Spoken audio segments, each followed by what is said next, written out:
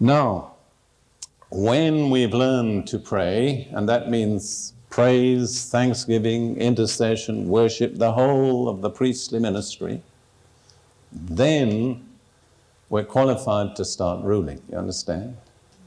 But those who don't learn the priestly ministry never qualify to be kings. They're potential kings, but it's never developed. Now, I want to turn to a picture of this combined ministry of king and priest in Psalm 110, which is what they call a messianic psalm. In other words, it's a prediction of Jesus as the Messiah.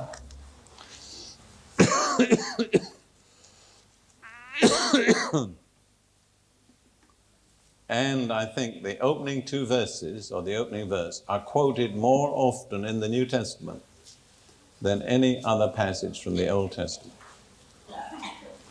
I want to deal, first of all, with the two first verses.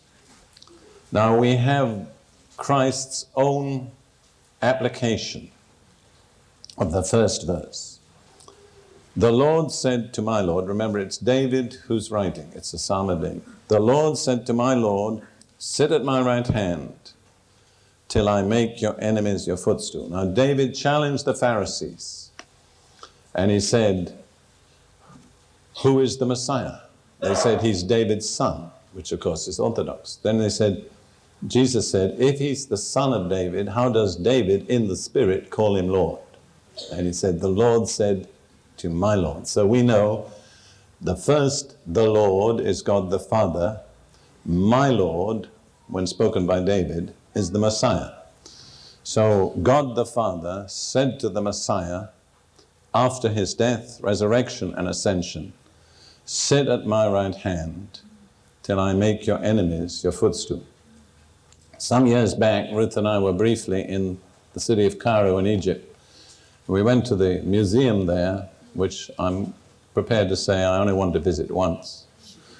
And, but we saw some of the footstools of the Egyptian kings. And the interesting thing was, painted on them were the faces of their enemies. So you make your enemies your footstools. See, that's a Middle East concept. So the Lord said to Jesus, sit at my right hand till I make your enemies your footstool. Now we move on to verse 2. The Lord shall send the rod of your strength out of Zion. Rule in the midst of your enemies.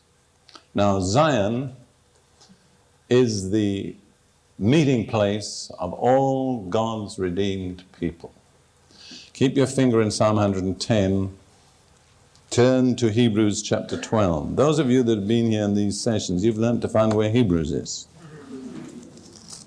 Hebrews chapter 12. You see, when you're on the priestly ministry, Hebrews is the main source. Hebrews 12, beginning at verse 2 and reading through verse 24. Now this is addressed to believers in Jesus. And the writer of Hebrews says, but you have come to Mount Zion. Notice the tense. Not when you die you will get to Mount Zion, but you have now come to Mount Zion. Not in your physical body, but in your spiritual relationship. So those of us to whom those words apply have two locations. In the physical body, we're sitting in the assembly of God in Tauranga. Praise God for the comfortable benches. But if we understand our position in Christ, in the Spirit, we have come to Mount Zion. And it's not the Mount Zion on the east side of on the south side of Jerusalem, but it's the heavenly Zion, because the next part of the verse says, to the city of the living God, the heavenly Jerusalem. Those are our headquarters, brothers and sisters. Our headquarters are where our head is.